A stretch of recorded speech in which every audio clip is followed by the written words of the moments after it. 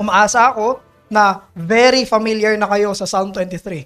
Kasi naging pangangaral natin to nung November, mula verse 1 hanggang verse 6, tinalakay natin ito. At ang kukunin ko yung last na verse bilang year-end message supposedly last Lord's Day. But again, providentially, we have been hindered.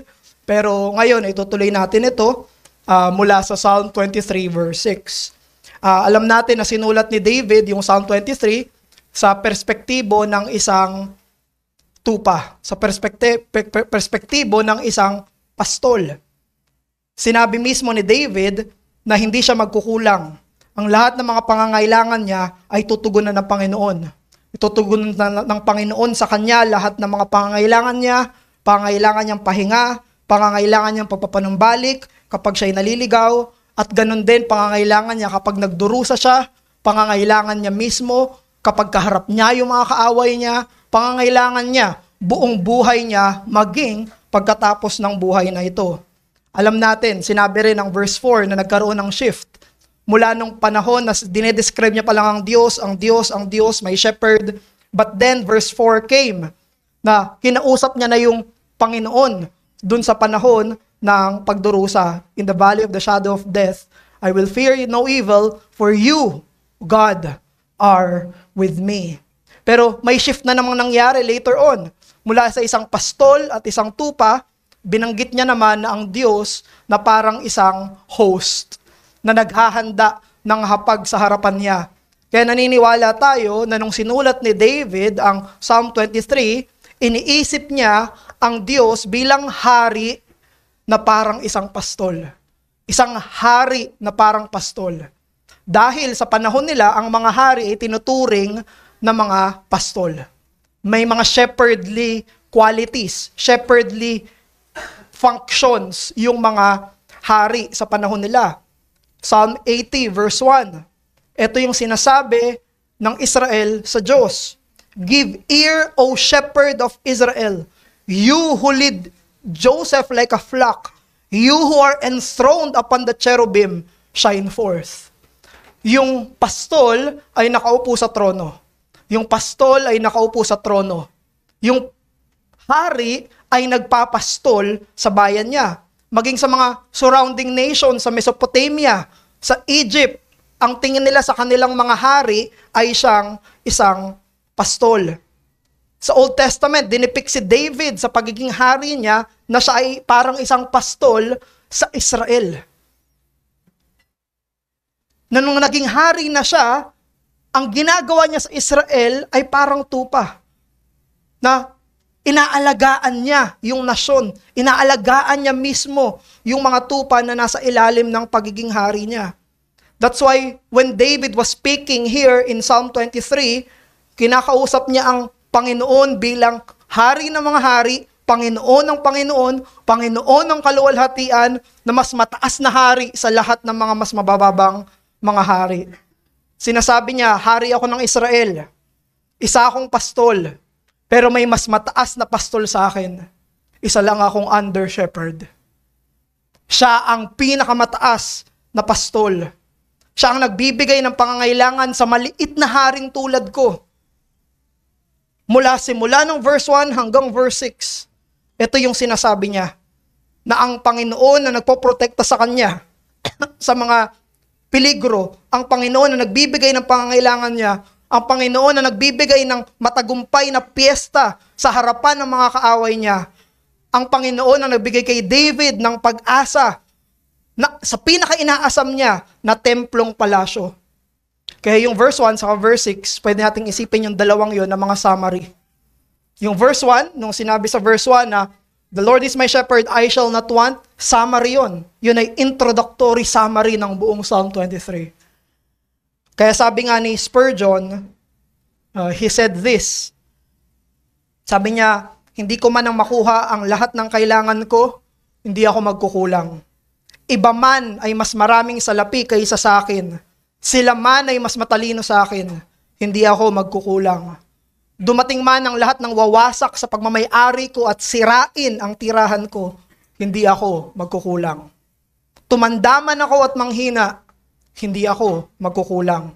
Makita ko man na paparating na ang kamatayan ko, hindi ako magkukulang. Yung description ni David, dinescribe niya yung buong Psalm 23 in light ng verse 1. Bakit hindi siya magkukulang? Dahil ang Panginoon ang kanyang pastol. Pero yung last verse, yung verse 6, yun din ay concluding summary ng buong psalm. Etong huling verse na to, sinasummarize niya rin kung ano yung mga binanggit previously from verse 1 hanggang verse 5.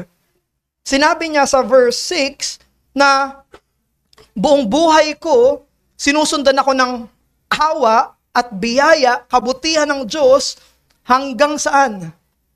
Hanggang sa panahon na maninirahan na ako sa templong palasyo ng Diyos buong buhay ko. He has been describing kung ano yung mga inawit niya previously sa mga verse. Na hindi ako magkukulang sa buhay na to at sa susunod na buhay.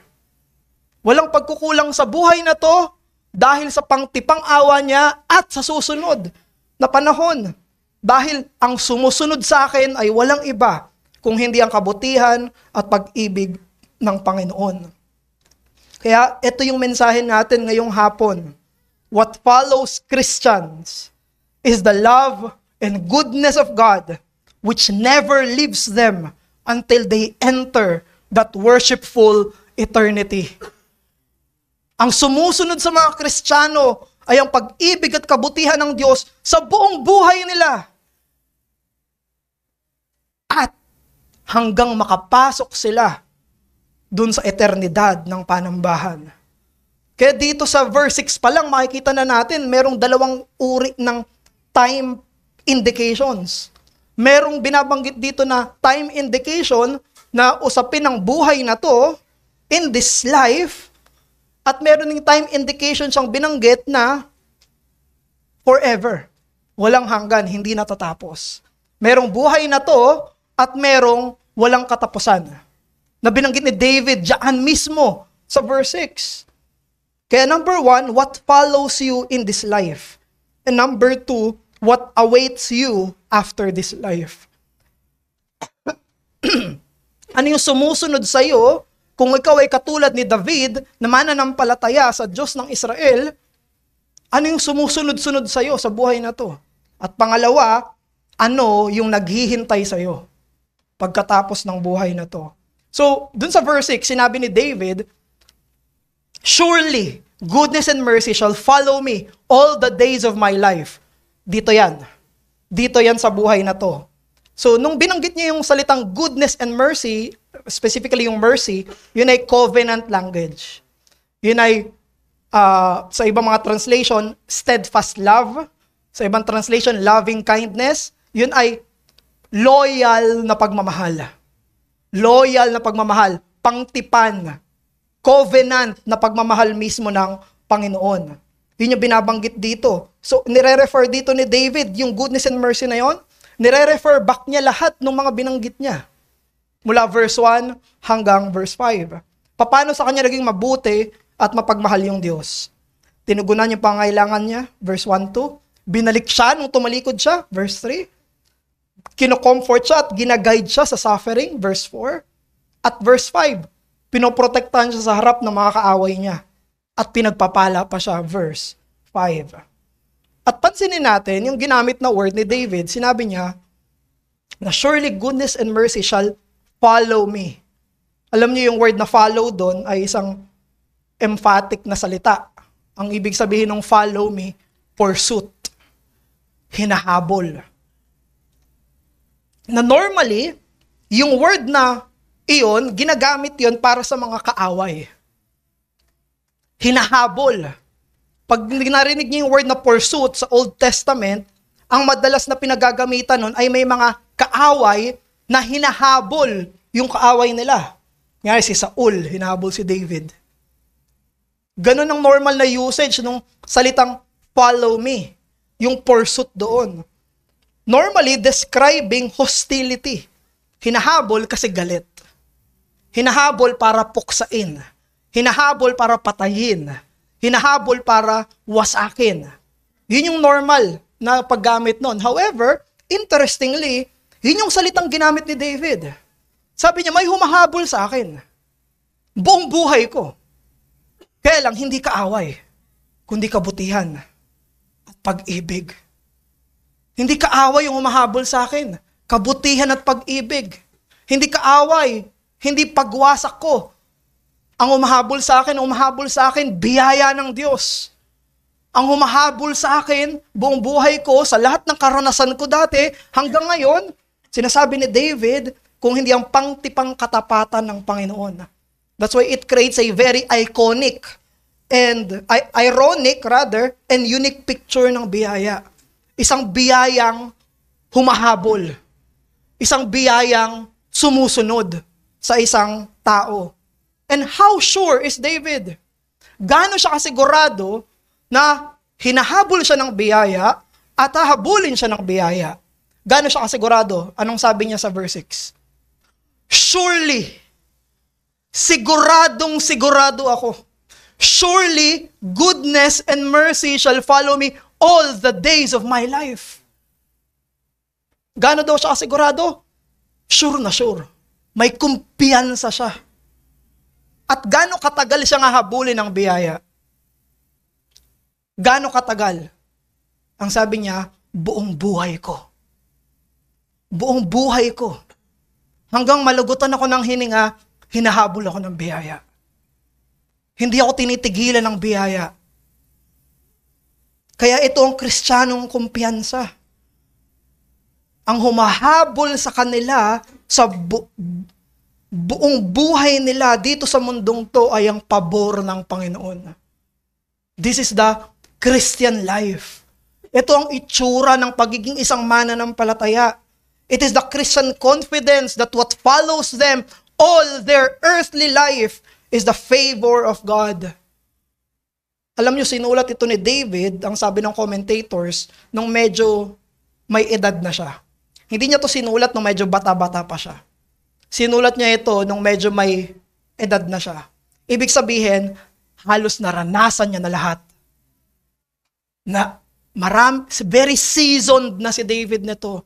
Alam niya na kung anong itsura ng masiyahan at magdusa. Alam niya ng itsura ng tagumpay at pagkatalo. Alam niya na yung taas at baba. Alam niya na yung sakit at kasiyahan. Sa panahon niya ito'y sinulat na meron na siyang seasoned life. At when David had experienced it all, anong sabi niya? Surely goodness and mercy shall follow me all the days of my life. Sa katandaan niya, sabi niya, ito yung nangyari sa buhay ko. Sinundan ako ng biyaya. Binalikan niya lahat yung mga pangyayari sa buhay niya. Hinabol ako ng biyaya. Sa kanyang mga pangangailangan, binigyan siya. Sa kanyang pagtalikod, naalala niyo kay Bathsheba? Anong ginawa ng Panginoon? Pinanumbalik siya. Nagbigay sa kanya ng isang propeta na si Nathan. At sinabi ni Nathan sa kanya, you are the man. And he repented. And he came back and he wrote Psalm 51. Si David din ay nagkaroon ng mga suffering sa buhay. Nung hinahabol na siya ni Saul, unang asawa niya ay inihiwalay sa kanya. Tinanggal sa kanya yung una niyang asawa. Namatayan din ang anak si David. Isa, bagong panganak. Isa, matanda na. Galit pa sa kanya. Yung unang anak niya kay Bathsheba, namatay. Sobrang pagdadalamhati. Yung isang mas matandang anak na si Absalom, gusto pa siyang patayin. Gustong kunin yung trono niya. At iyak ng iyak si David nun. Mahal na mahal ni anak niya. Nagalit sa kanya. Nakaranas siya ng maraming mga pighati sa buhay. But God was there for his comfort. Andyan ang Panginoon para idirekta siya sa daan ng Panginoon. Marami rin siyang kaaway sa buhay. Ang isang unang kilala natin ay si Goliath. Nung kinalaban niya si Goliath, ang pangalawang naging kaaway niya na hindi niya tinuring na kaaway, si Saul. Na hinabol pa siya, tinuring niyang mentor. Tiningala niya, ginalang niya. Pero, hinabol siya para patayin. Hindi lang isang beses. Paulit-ulit-ulit. Nagtatatakbo siya para sa buhay niya. Pero nang ginawa ng Panginoon, pinrotektahan siya at pinagpala siya sa harap ng mga kaaway niya. Nasan man siya, anuman ang edad niya, ang pangtipang pag-ibig ng Diyos ang sumusunod sa kanya. Sa lahat ng edad niya, sa lahat ng panahon, nandyan yung Panginoon, pinapakita mismo sa kanya yung covenant love niya. Sa militar, meron na ngayong mga warfare technology na ang pangalan ay homing missiles. Ginawa to ng mga sa militar para pag meron silang target na kailangang wasakin, pasabugin, kahit gumagalaw, pwede nilang ma-hit yung target na yon. Meron silang mga missiles na hinahabol yung mga umiilag na mga targets.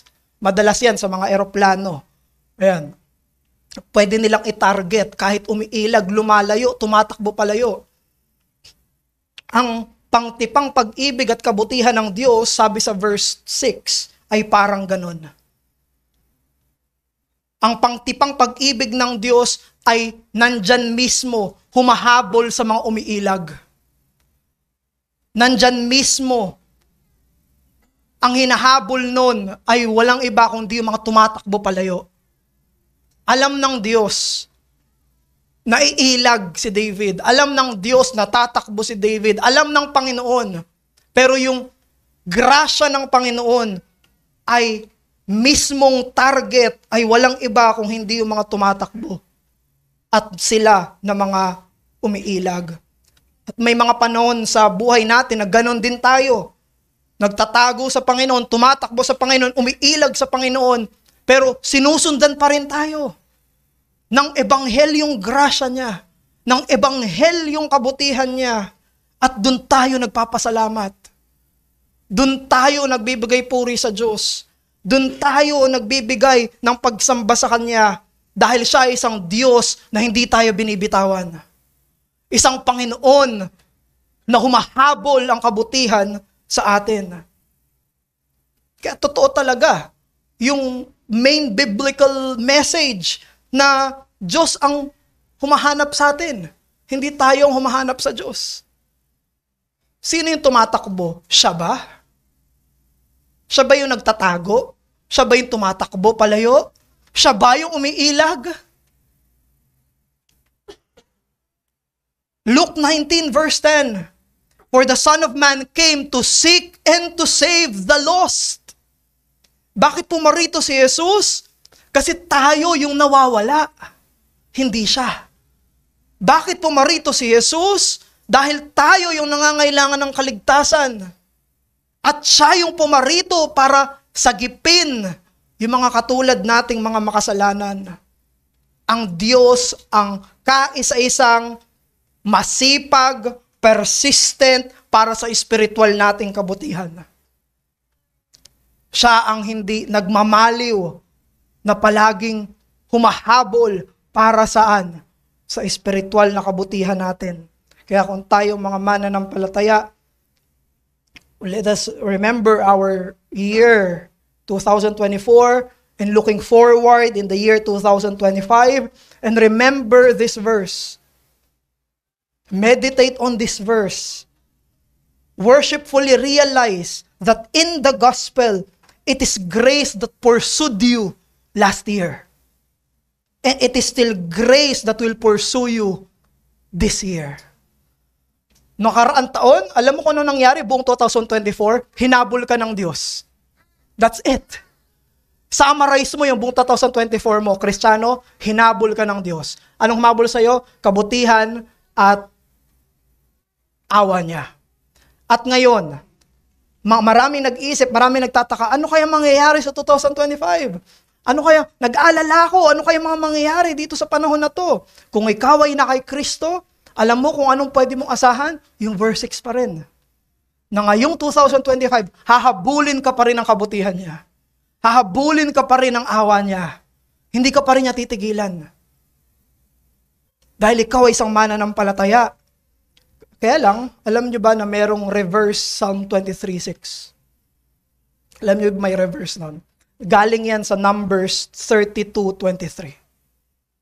Numbers 32:23. Ang sabi ng Numbers 32, be sure your sin will find you out. Ang sabi ng book of Numbers, parehong language, sure, sigurado. Hahabulin ka ng kasalanan mo. At you know what? Itong Numbers 32, ito ang karapat-dapat sa atin. Ito ang deserving sa atin. Hindi tayo deserving ng Psalm 23:6. Ang deserving para sa atin, hindi tayo habulin ng grasya. Hindi tayo deserving na habulin tayo ng kabutihan. Ang deserving sa atin, habulin tayo ng lahat ng kasalanan natin. Yun ang deserving sa atin. Yun yung hindi ironic. Ang deserving sa atin ay lahat ng kasalanan natin mula dati hanggang ngayon, hindi tayo tantanan. At usigin tayo ng usigin, ng usigin, ng usigin. At parusahan tayo ng parusahan, ng parusahan. Yun ang karapat-dapat sa atin. Bilang mga makasalanan. That our sin will find us out. Pero bakit baliktad? Bakit may Psalm 23:6? Anong meron? Bakit meron na sa verse 6? Alam niyo kung bakit? Dahil merong Hesukristo. Dahil merong isang Hesukristong dumating, ipinanganak, nabuhay ng walang sala para pasanin yung kasalanan na hindi sa Kanya. Para hindi ka nahabulin ng kasalanan na yon.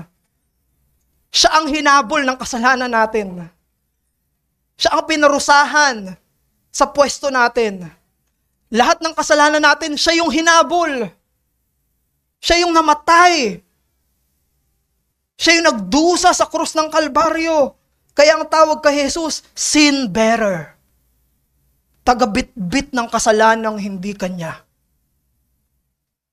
At nandun siya na bayubay sa krus ng Kalbaryo para hindi na Numbers 32:23 yung humabol sa atin. Para Psalm 23 verse 6 na yung humabol sa atin. Kaya kaya nang sabihin ni David at ikaw rin Kristiyano, pwede mo ring sabihin na buong buhay ko kabutihan at awa ng Diyos yung humahabol sa akin. Bakit? Dahil kay Jesus. Tignan mo si Jesus. Masdan mo ang Panginoon mo. Masdan mo ang dahilan kung bakit totoo na buong buhay mo, hindi na ang kasalanan mo, burado na. Burado na. Sa iyong pagsisisi at pananampalataya. Burado na dahil sa pumasan ng kasalanan mo. He was born in a manger. He died on the cross for our sins so that Numbers 32:23 will become Psalms 23:6 for us. Ito dapat ang maging tugon natin. Walang iba. Kung hindi natatapos na pagsamba, hindi natatapos na pasasalamat, hindi natatapos na debosyon sa Kanya, hindi natatapos na serbisyo at pagsunod sa Kanya. Dahil lumapit lang tayo sa Kanya dahil Siya ang unang lumapit sa atin. We come to Him because He first sought us. Siya ang unang lumapit sa atin. Siya ang unang hindi tayo tinantanan. Kaya I think sa Jeremiah Lamentations yun, sinasabi there is new mercies every morning. Alam niyo kung bakit? Kasi hindi tayo tinatantanan ng awa niya. Paggising natin, ayan na naman, kabutihan, hinahabol ako. Pagmulat mo pa lang na mata, awa ng Diyos na. Hinahabol ako. Lunes, hinahabol ka ng biyaya ng Diyos. Wednesday, hinahabol ka pa rin ng biyaya ng Diyos. Sabado na, hinahabol ka pa rin. Ayaw tumigil. Ilang taon ka na ngayon, hinahabol ka pa rin. Hanggang sa malagutan ka ng hininga, hindi ka tatantanan ng pabor ng Diyos. At yan yung mabuting balita. Yan yung ebanghelyo ng Panginoong Hesukristo. Pero kung ikaw ay hindi pa mananampalataya, mabuting balita pa rin. Kahit na nakailang tanggi ka na, Nakailang tanggi ka nang magsisi, nakailang tanggi ka nang manampalataya kay Jesus. Kung nandito ka pa rin ngayon, nakakapakinig ka ng ebanghelyo, nandyan pa rin yung kamay umaabot sa'yo. May mabuting balita, kahit ilag ka ng ilag. Andyan pa rin siya at huwag mo hayaan, dumating yung panahon na matapos yung araw ng panawagan. Dahil matatapos ang araw ng panawagan at kung matagpuan kang wala kay Hesukristo, ang kasalanan mo ang hahabol sa'yo ng walang hanggan. You will be judged according to all your sins. That's why, friend, repent and be saved. In the atoning salvation of the Lord Jesus Christ. Maligtas ka. Manalig ka sa Panginoong Hesukristo.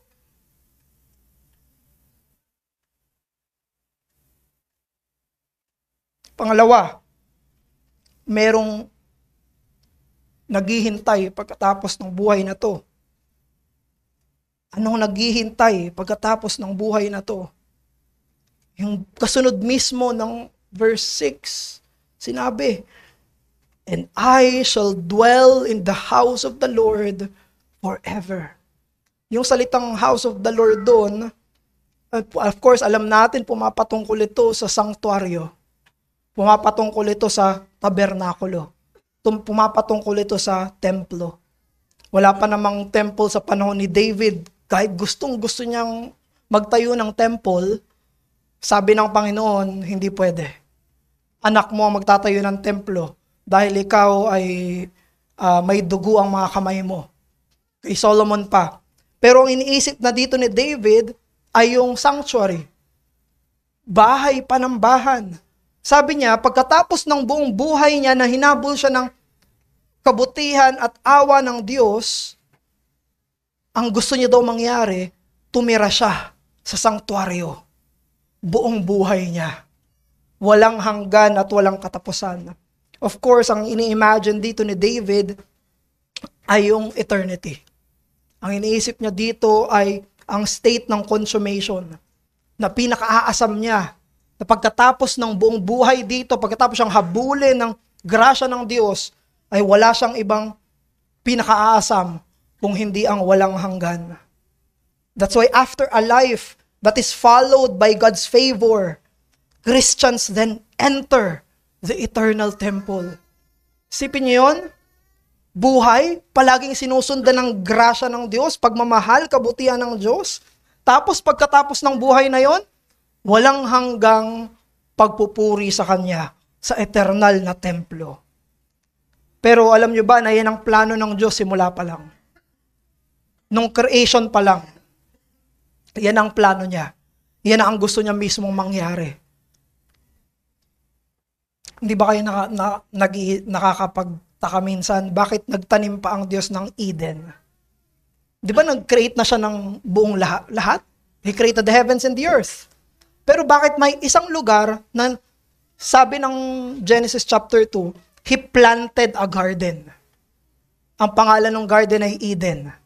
Nung nilikha niya si Adam and Eve, nilagay sila sa Eden. What's up with that?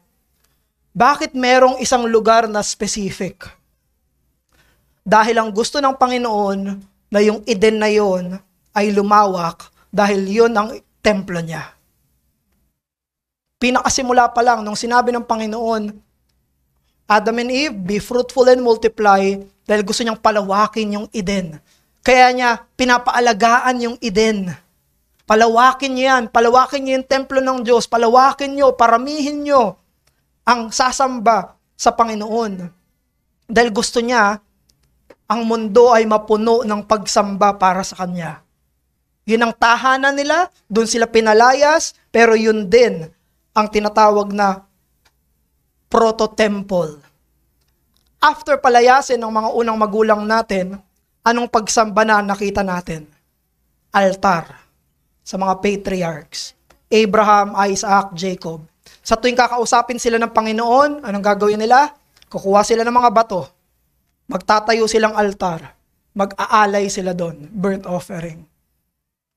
Very interestingly, sa Genesis 28 verse 7, tinawag ni Jacob yung isang lugar doon na Bethel. Alam niyo ano ibig sabihin ng Bethel? House of God. Tahanan ng Diyos. Pagkatapos ng mga altars, sa panahon na fast forward, after ng anak ni Jacob, yung 12 na, pagkaalis nila sa Egypt, ano nang pinagawa ng Panginoon? Tabernakulo. Ang tabernakulo ay tahanan din ng Panginoon. From Moses until David. After ni David, si Solomon naman, nagtayo na siya ng templo. After ng temple, fast forward sa New Testament, dumating si Jesus, John 1:14. Sinabi niya, ako ang templo ng Panginoon. The Word became flesh and dwelt among us, tabernacled among us. Kaya sabi ni Jesus, wasakin niyo ang templong to, tatayo ko to, pagkatapos ng 3 araw. Anong ibig sabihin? Kung nasan si Jesus, nandoon ang tunay na pagsamba. Kung nasaan si Jesus, nandoon ang tunay na pagsamba. Kaya tinatawag ring templo ang church. Tinawag 1 Timothy chapter 3 verse 15. Anong sinabi sa church? It is the household of God. Bakit tinawag na templo ang church? Kasi nasa kalagitnaan nila si Jesus. Nasa kalagitnaan nila ang Panginoong Hesukristo. Pero sa walang hanggan, ang buong sangnilikha ay mapupuno ng kaluwalhatian ng Diyos, kaya't mawawala na ng templo dito sa lupa. Sinabi ng Book of Revelation, there will be no more temple, because in glory and eternity, God and Christ will be the temple of the whole world. At yun yung pinakaasam ni David. Hindi niya gusto yung pansamantalang templo lang. Gusto niya walang hanggang templo. Gusto niya sambahin ang Panginoon sa espiritu at katotohanan at kapuspusan at kaluwalhatian. He longed for that day when he is always glorifying the Lord. Ngayong taong 2025, marami tayong mga gustong mangyari, marami tayong mga kahilingan, marami tayong mga expectation. But remember this, Christian, lahat ng mga pinakamaganda na pangarap mo ngayong taon, higit ang eternal na templo dyan. Sa lahat ng pinakamagandang pinapangarap mo netong taon, higit ang dapat na pag-aasam mo at paghihintay mo sa eternal na sanktuaryo ng Diyos. Katulad nung sinabi ni David, yun yung desire niya, that I will dwell in the house of the Lord forever. Because it is better. Pag sama-samahin natin ang pinakamagagandang mga pangarap at kagustuhan natin, higit ang kaluwalhatian ng Diyos doon. Higit ang ipinangako ng ebanghelyo doon. Alam nyo, maging yung mga pagsamba natin dito, privately, family, and as a church, lahat ng ito ay promissory pa lang. Lahat ito ay anticipatory pa lang sa glorious worship na tatamasahin natin sa walang hanggan. Kaya ang tanong natin, hindi gusto mo bang pumunta sa langit? Ang tanong, gusto mo bang sumamba? Hindi ang tanong, gusto mo bang pumunta sa langit? Ang tanong, gusto mo ba siyang sambahin? Gusto mo ba siyang makitang naluluwalhati? Gusto mo ba siyang napupurihan? Masagalak ba yung puso natin sa pagbibigay pugay sa karapat-dapat na kabanalan? Sabi nga ni David Clarkson, na isang Puritan preacher, if worship does not capture your attention at present, what makes you think it will thrill you in some heavenly future? Kung sa panahon daw na to ay wala kang amor, wala kang gana, wala kang pakialam, wala kang taste buds sa pagsamba, bakit tingin mo maging exciting ang glory sa'yo? Ang pagmamasdan natin, kaluwalhatian ng Panginoon. Ang papupurihan natin ay siya na pinapupurihan ngayon. I think si J.C. Ryle din yung nagbigay ng ganyang klase ng komento somewhere. Pero si David, ang sabi mismo ni David, Psalm 27 verse 4, "One thing I have desired of the Lord, that I will seek after, that I may dwell in the house of the Lord all the days of my life, to behold the beauty of the Lord and to inquire in His temple." So anong sabi ni David? Psalm 27, isa lang ang gusto niya. Anong gusto niya? Gusto niyang manirahan sa tahanan ng Panginoon buong buhay niya, para mamasdan niya kung gaano kaganda, kung gaano kabuti, kung gaano katotoo. Siya na kagandahan ng kagandahan, katotohanan ng katotohanan, kabutihan ng kabutihan, mamasdan niya yung kaluwalhatian ng Panginoon. Yan ang pinakadahilan kung bakit ka nabubuhay sa mundong to. Bakit ka pinanganak? Bakit ka pinanganak? What is the chief end of man? To glorify God and to enjoy Him forever. At yan ay pinag-isa sa pamamagitan ni Jesucristo. Na makakalapit tayo sa Ama at matutugunan natin ang totoong dahilan kung bakit tayo pinanganak. Dahil sa kaligtasang meron siya. At ang final reason, why is goodness and love following us all the days of our life? Bakit ba tayo sinusundan ng biyaya? Ba't tayo tinatantanan ng grasya ng Diyos? So that we will dwell in the house of the Lord forever. Yun ang dahilan. Kaya ka sinusundan ng grasya ngayon, hindi wala lang. Para manirahan ka sa Kanya, walang hanggan. That's the point. Ang point ng first clause ay yung second clause. Ang point ng verse 1 hanggang verse 5 ay yung last clause ng verse 6. Yun ang dahilan. Bakit siya inalagaan? Bakit siya binalik? Bakit siya pinrotektahan? Bakit siya ginabayan? Bakit siya kinomfort? Bakit siya pinrotektahan? Bakit siya pinagpala? Para manirahan siya sa tahanan ng Panginoon ng walang hanggan. That's the point. It's the chief end of man. Yan ang pinakadulo ng buong buhay ng tao. Manirahan sa Kanya. So that we go back home and worship the shepherd.